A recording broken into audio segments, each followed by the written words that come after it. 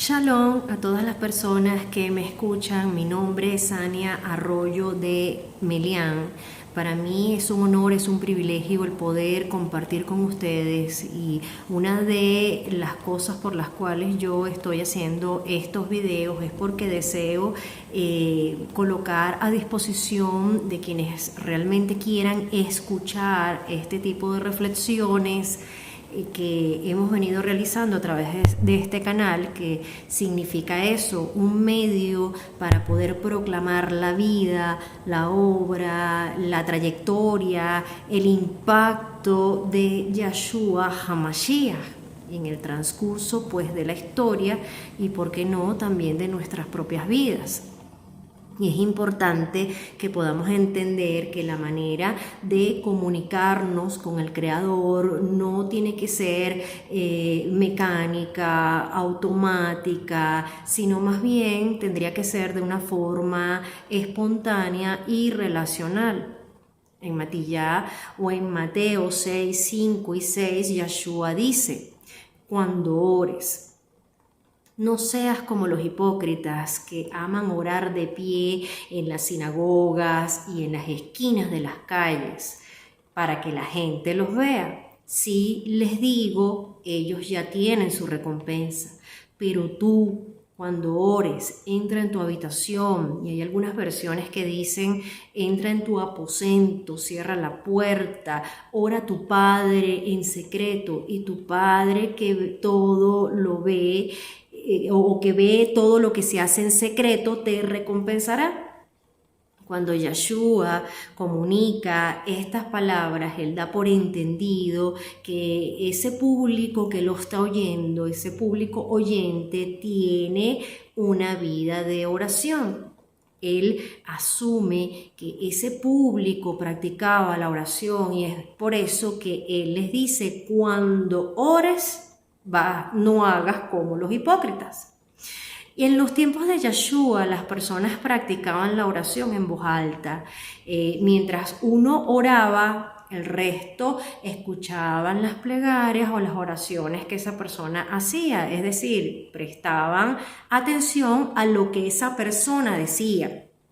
Y en ese tiempo imperaba en el sistema religioso el manejo por apariencias, por superficialidades, donde las plegarias o las oraciones de los perushim o de los fariseos eran muy largas, y la preferencia era hacerlas en lugares públicos.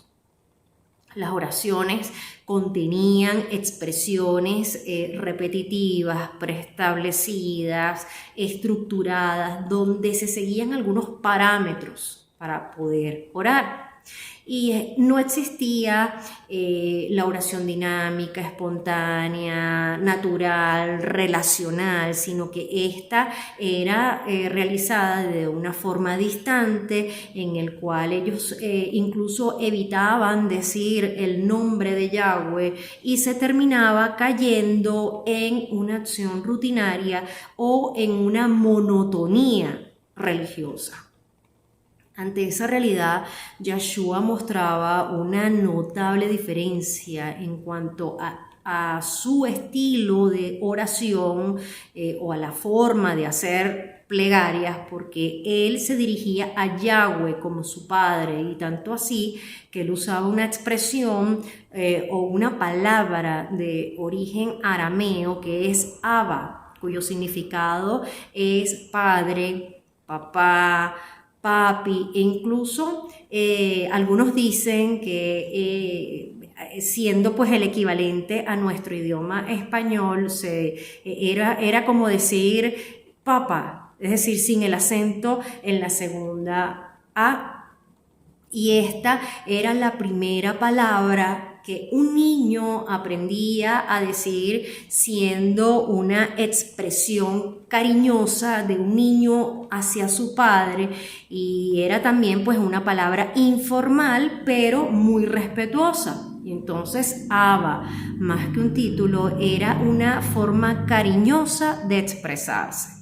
Y cuando el público oyente de Yeshua le escuchaban decir Abba, Papa, de una manera tan cariñosa, que llevaba en sí implícitamente pues la confianza, la intimidad, la humildad, el amor incondicional propios de un niño, junto con ese aprecio que es consecuencia de la relación filial con su padre. Yeshua llamaba la atención de todos porque esto era producto de una comunicación cuyo fundamento principal era la relación que él tenía con su padre.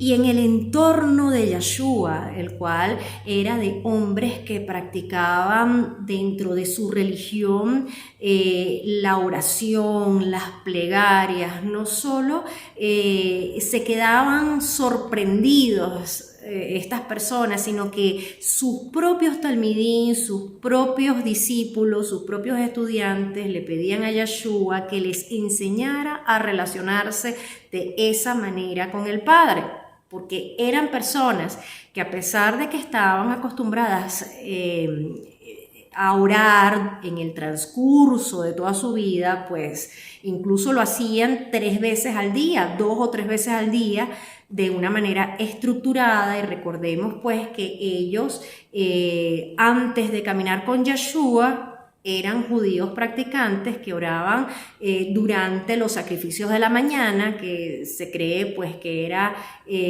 a eso pues de las 9 de la mañana, y durante los sacrificios de la tarde a la hora novena, que era aproximadamente a las 3 de la tarde, y también muchos oraban al mediodía. Pero ellos, al conocer a Yeshua, ellos se daban cuenta que no estaban orando correctamente y que no lograron tener una relación adecuada con el Padre. Y el judaísmo era una religión mucho más formal, con el tema de las tefilot, con el tema de las oraciones, incluso más que las religiones griegas y romanas. Ellos más bien sobresalían por la oración, pero el problema era que habían caído en un exhibicionismo, en la jactancia, en la vanagloria, en la suntuosidad y en la búsqueda de protagonismo. En Matillá o en Mateo 6, 5, 6, Yeshua dice: cuando ores, no seas como los hipócritas que aman orar. Es decir, que los hipócritas les gusta orar. Los hipócritas aman orar, pero no aman relacionarse con Yahweh. Ellos no aman el tener una comunicación fluida, natural, espontánea y sincera con Yahweh, sino que simplemente aman orar. Ellos aman la oportunidad de protagonismo que le permite el tiempo de oración. Ellos aman el ser el centro de atracción, pero no buscan una relación genuina y verdadera con Yahweh. El emisario Shaul, o a quien hemos conocido como el apóstol Pablo, le dice a Timoteo en 2 de Timoteo 3:2: la gente será amadores de sí, adoradores del dinero, vanagloriosos, arrogantes, y continúa con una serie pues con una lista de cómo serán las personas. Y es importante que podamos tener claro, que podamos entender que Yeshua dice que amarás a tu prójimo como a ti mismo, pero Shaul aquí está presentando a alguien que tiene este concepto equivocado, es decir, a una persona que se ama a sí mismo por sobre todas las cosas, es decir, se ama a sí mismo y no ama a Yahweh. Es una persona que se ama a sí mismo, pero es incapaz de amar al prójimo. Entonces Shaul se refiere a personas que son egocéntricas, donde todo tiene que girar alrededor de ellos. Dice que serán adoradores del dinero, porque los amadores de sí mismos, las personas que son egocéntricas, las personas que son ególatras, son también adoradores del dinero, son vanagloriosos, son jactanciosos, son arrogantes, son soberbios.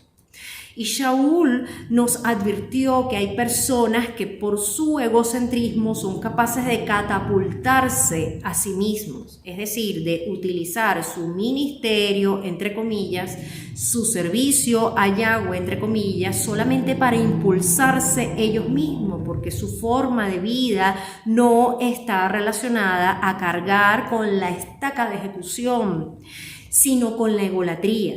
Es decir, con su propia exposición pública, con el protagonismo o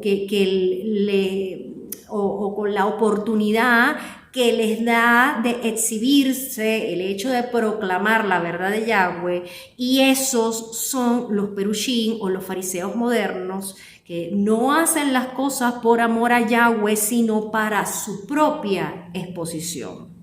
Entonces, las escrituras dicen: ¿quién de ustedes es sabio y entendido? Demuéstrelos con su buena manera de vivir, con obras hechas en humildad que emanan de la sabiduría. Pero si guardan en sus corazones celos amargos y ambición egoísta, no se jacten y ataquen la verdad con mentiras. Esta sabiduría no es la que viene de lo alto, por el contrario, es mundana, es apartada del Ruaj y es diabólica, porque donde hay celos y ambición egoísta, allí habrá falta de armonía y todo tipo de prácticas abominables. Esto lo conseguimos en Santiago o en Jacob 3:13-15. Dice que cuando la sabiduría no viene de lo alto es mundana, es decir, es terrenal, es carnal y no tiene nada que ver con Yahweh porque es apartada de la esencia de Yahweh y además es diabólica, o sea que está relacionada con Hasatán, porque la persona que es egocéntrica termina imitando conductas de Hasatán. Y recordemos que los parushim o los fariseos eran los que pertenecían a ese grupo, a ese liderazgo religioso, y el cobrador de impuestos, o también llamado como publicano, era la persona más rechazada de la sociedad judía porque ellos eran considerados incluso peor que los pecadores, porque estaban los pecadores en un nivel y los publicanos estaban considerados por debajo de los pecadores. Por debajo de ellos pues estaban esos cobradores de impuestos, quienes eran considerados traidores a la patria.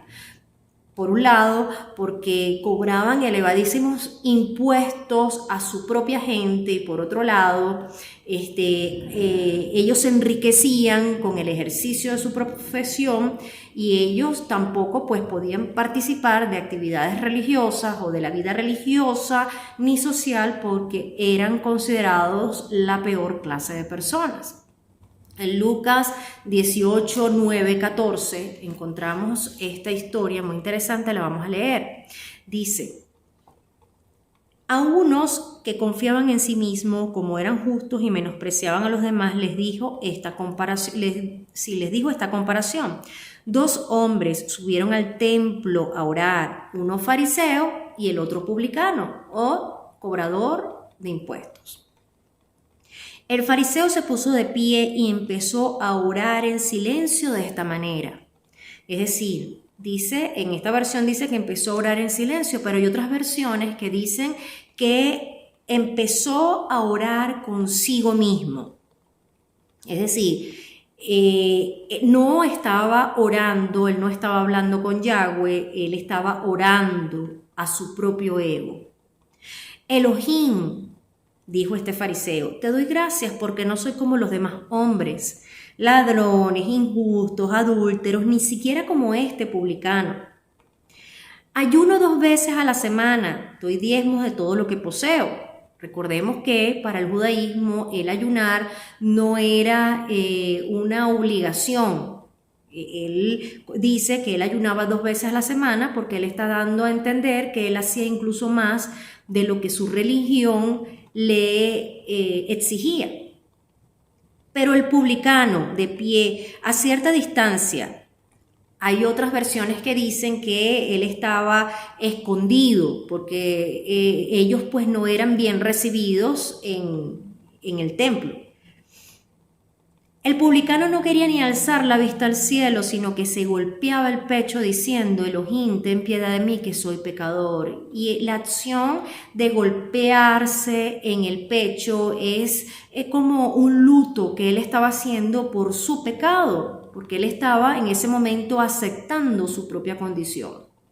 Les digo que bajó a su casa justificado y el primero no, dice Yeshua. Porque a todo el que se ensalza lo humillarán, y al que se humilla lo ensalzarán. Es decir, el publicano, el recaudador de impuestos, el cobrador de impuestos, que socialmente hablando era considerado inferior a un pecador, terminó siendo justo delante de Yahweh por esa acción de él aceptar y reconocer su condición. Entonces, con esto podemos aprender que para ser estudiantes de Yeshua se requiere negarse a sí mismo, es decir, cargar la estaca de ejecución y seguirle. Pero los perushim o los fariseos, ellos realmente no podían negarse a sí mismos por su egolatría, porque ellos amaban el ser visto, porque ellos utilizaban la religión o la religiosidad como una plataforma para que las personas los vieran, los siguieran. Y es que una persona egocéntrica no puede dar el paso de ser un verdadero talmid, un verdadero estudiante de Yeshua, y aunque puede decir que lo es, aunque puede decir que tenga amplios conocimientos, aunque puede decir que tiene una trayectoria larguísima desde hace muchos años, o puede decir que sabe hacer muchas cosas, pero no cumple con el requisito principal para poder servirle a Yeshua, que es negarse a sí mismo, porque es una persona ególatra, narcisista, que le rinde culto a la personalidad. La persona que se jacta de su propia justicia, de su salud, de su belleza, que es más santo que los demás, donde los demás son los enfermos, pecadores, mientras que ellos son los más santos, los más kadosh, los más puros, los inmaculados, van a terminar sus días siendo humillados, porque hay una norma entre muchas en el reino de Yahweh que dice que todo el que se ensalce será humillado, y todo el que se humille, es decir, el que se niegue a sí mismo, el que cargue su estaca de ejecución y siga a Yeshua, será ensalzado. En Matillá o en Mateo 6:5-6, Yeshua dice: cuando ores, no seas como los hipócritas que aman orar de pie en las sinagogas.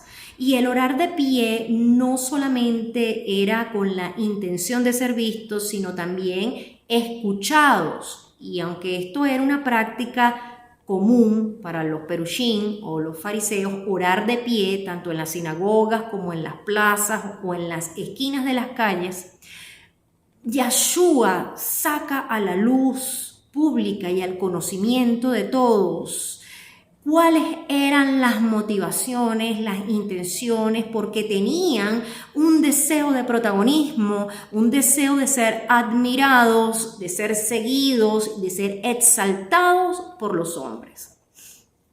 En Matillá o en Mateo 23, 27, 28 dice Yeshua: ay de ustedes, maestros de la Torá y perushim hipócritas. Ustedes son como sepulcros blanqueados que lucen bien por fuera, pero por dentro están llenos de huesos de muertos y toda clase de podredumbre. Y igualmente dice, por fuera tienen apariencia para la gente de justos, de piadosos, pero interiormente están llenos de hipocresía y muy lejos de la Torá. Yeshua les decía que eran como los sepulcros blanqueados porque en Israel durante la temporada o la estación de la primavera ellos pintaban los sepulcros de blanco para que estos no pasaran inadvertidamente sobre ellos, para que fueran visibles, porque según la Torá, si tocaban o se paraban sobre un sepulcro quedaban ceremonialmente impuros, y entonces para que sea notorio el sepulcro lo pintaban de blanco, sobre todo cuando pasaba la época de lluvia. y dicen que quedaban hermosísimos los sepulcros, y es por eso que Yeshua dice que los fariseos son como sepulcros blanqueados, porque por fuera tenían una fachada, pero por dentro, que es donde Yahweh los ve, están llenos de podredumbre repugnante y putrefacción. Entonces, las tefilot, las plegarias o las oraciones no dependen de la posición física ni de las palabras elocuentes o que lo hagamos en el idioma hebreo o en español, porque Yahweh mira las motivaciones, las intenciones que hay detrás de todas estas prácticas, porque podemos llenarnos de apariencias externas, pero olvidarnos de las vivencias internas. En Yeshayá o Isaías 58, 1 al 4, Yahweh dice: grita en voz alta, no te restrinjas, alza tu voz como un chofar, proclama a mi pueblo sus pecados y a la casa de Jacob su iniquidad. Así ellos me buscan día a día y desean conocer mis caminos, como si fueran una nación de justicia que no había abandonado los decretos de Elohim. Ellos me piden juicios justos y desean acercarse a Elohim diciendo: ¿por qué ayunamos si tú no lo consideraste? ¿Por qué hemos afligido nuestras almas si tú no te das cuenta? Aquí está mi respuesta. Cuando ustedes ayunan, ustedes siguen haciendo lo que ustedes quieren mientras mantienen a sus jornaleros en trabajos gravosos. Sus ayunos los llevan a contiendas y peleas, a azotar con golpes a los menesterosos, y en un día como hoy, ayunos como los suyos no harán que la voz de ustedes se oiga en lo alto. Quiere decir que ellos se la daban de piadosos, se la daban de devotos, hacían las cosas para obtener algo de Yahweh, fingiendo que estaban cerca de él, pero lo que quieren es que Yahweh actúe a su favor. Se acercan a Yahweh por intereses personales, ayunan por intereses personales, pero Yahweh no puede ser engañado. Él conoce todas nuestras motivaciones, la honestidad, la sinceridad, la integridad de las personas. Como en el caso del cobrador de impuestos o del publicano que estaba parado a lo lejos o estando a distancia, él dijo: Elohim, ten misericordia de mí, que soy pecador. Y esa fue la oración relacional, sincera, donde él reconoce que era un pecador y siendo considerado socialmente incluso por debajo de los pecadores, fue quien realmente alcanzó la justificación de Yahweh. En Matillá o en Mateo 6, 5, 6, Yeshua dice: cuando ores, no seas como los hipócritas que aman orar de pie en las sinagogas y en las esquinas de las calles para que la gente los vea. Y las sinagogas no solamente eran el lugar de reunión para las actividades religiosas, sino que también estos espacios eran usados para resolver situaciones civiles. Y entonces llegó un momento en que el protagonismo de los maestros de la Torá en los lugares religiosos no les era suficiente y ellos querían llevar ese protagonismo o esa exhibición personal a las calles, sobre todo a las esquinas de las calles, porque ellos buscaban el mejor ángulo para ser vistos. Y las esquinas son un ejemplo importante, identificable, reconocible y sirven de punto de referencia, y eso era lo que los perushim o los fariseos buscaban ser identificados. Yeshua dice: no seas como los hipócritas, porque un hipócrita era un actor teatral que usaba una máscara que pretendía actuar como alguien que no era, y a esto se refería Yeshua, que los fariseos tenían que ver con quienes les gusta buscar el público, con quienes les gusta actuar con quienes hacen teatro, con quienes buscan audiencia, es decir, ellos buscaban el mejor ángulo y se colocaban una máscara y hacían entonces su actuación. Entonces ya no era suficiente para ellos la exposición en la sinagoga, sino que ellos querían llevar ese protagonismo fuera de ese contexto. Y algunos historiadores dicen que Yeshua se refiere a los fariseos que organizaban sus horarios para la oración, para que coincidieran estando en lugares más concurridos, en las plazas, en las esquinas más transitadas, es decir, que ellos premeditadamente, ellos buscaban el mejor ángulo de las esquinas y hacían que coincidieran los horarios de las tefilot para que mayor cantidad de personas les vieran y les escucharan. Y es por eso que el fariseo dice, estoy en la plaza, estoy en la esquina, en el mejor ángulo, cerca de la hora novena. Y entonces es por eso que en Lucas 15, 11, 12 dice Yeshua que ellos decían, oh Elohim, te doy gracias porque no soy como el resto de la humanidad. Te doy gracias porque no soy avaro, no soy deshonesto, no soy inmoral, no soy como este cobrador de impuestos. Más bien yo ayuno 2 veces a la semana y pago los diezmos de mis ganancias totales. Y esto es lo que Yeshua intenta expresar, el anhelo que tenían de ser vistos, de ser escuchados y de ser protagonistas. Y es por eso que en Mateo 23, 1, 10 dice lo siguiente. Mateo 23, 1, 10.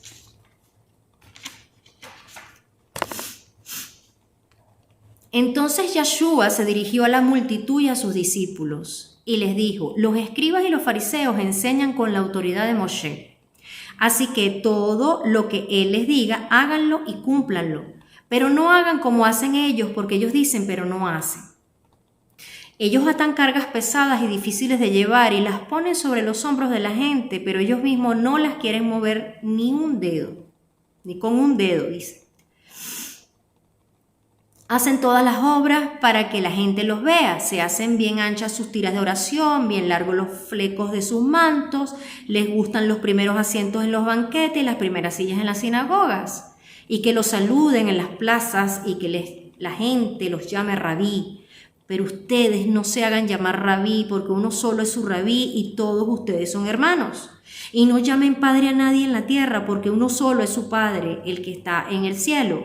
Tampoco se hagan llamar caudillos, porque su caudillo es uno solo, el Mashiach Yeshua. Es decir, que estas personas aman los títulos, aman las posiciones, aman ser vistos, aman ser seguidos, y si no lo siguen, porque tarde o temprano pues siempre habrá gente que se dé cuenta de sus verdaderas intenciones, buscarán maldecirte. Y yo he visto muchas personas, y en algún momento pues yo también fui víctima de eso, de personas que tienen una especie de hechicería, de sugestión, de encantamiento vudú por haber salido del ministerio, de la cobertura espiritual de un caudillo. Y esto pasa mucho no solamente en el cristianismo, sino en todas las religiones. Y cuando la persona decide abandonar ese grupo o abandonar esa secta, es considerado entonces un traidor, es considerado un hereje, un apóstata, un desertor, a quien punzan como si fuera un muñeco de tela. No con agujas, sino con palabras hirientes, con un trato indiferente, deseando que esa persona se enferme, que se muera, que se arruine, que su relación matrimonial no prospere o que le suceda algo muy malo a algún familiar muy querido por esa persona, por haberse atrevido a salir de la cobertura de ese grupo, de ese liderazgo o de ese ministerio. Y esto es parte del abuso de poder y de la crueldad de la industria religiosa, donde se reciben amenazas, sobornos, chantaje de quedar bajo maldición, donde Yahweh no les va a continuar bendiciendo y que finalmente serán destruidos. Y si en algún momento un grupo, un ministerio, una quejilá, una congregación, una comunidad, una iglesia, te está dando este tipo de trato, cuando te tratan como un producto, como una máquina de hacer billetes y no como un hijo o una hija de Elohim Yahweh, mi recomendación es que salgas corriendo de esos lugares y que te apartes de esas personas y que busques otras vías para poder crecer espiritualmente.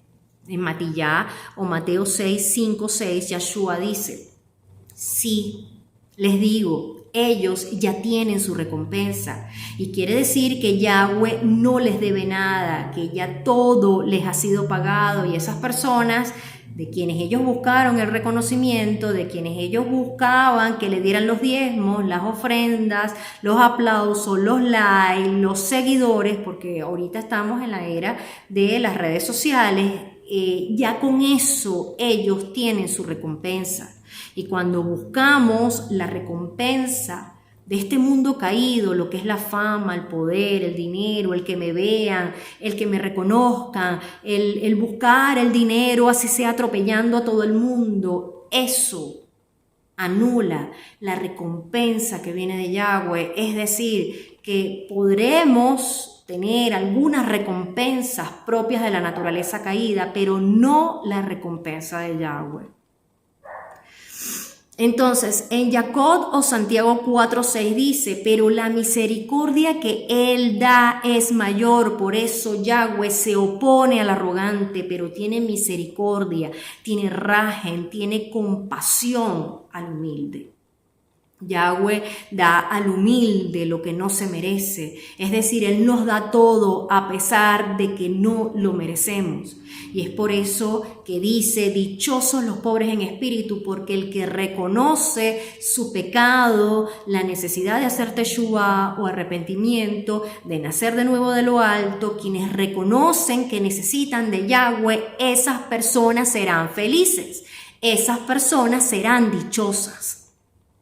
Y voy a decir algo más para quienes me quieran escuchar. El egocéntrico o el ególatra no va a cambiar, al menos que él decida cambiar. Pero por lo general no cambia, no debemos esperar un cambio. Fíjense lo que dice Mateo 7, del 21 al 23. No todos los que me dicen mi amo, mi amo. Recordemos que repetir 2 veces el nombre o el título de la persona significa cercanía, significa confianza. Es algo así como que si yo le dijera a mi esposo mi amor, o Pablo, Pablo. Es decir, dice las escrituras, no todos los que me dicen mi amo, mi amo. Ellos tenían una cercanía con Yahshua y Yahshua tenía una cercanía con ellos. Entrarán en el reino de Yahweh sino solo aquellos que hacen la voluntad de mi Padre que está en el cielo. Es decir, en aquel día, es decir, en el día del juicio, muchos me dirán: mi amo, no profetizamos en tu nombre, no echamos demonios en tu nombre, no hicimos muchos milagros en tu nombre.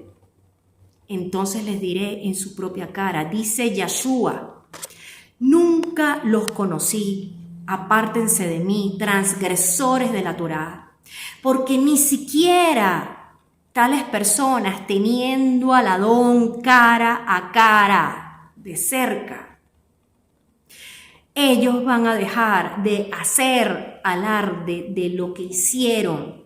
No van a dejar de hacer alarde de su ministerio y de su supuesto servicio a Yahweh.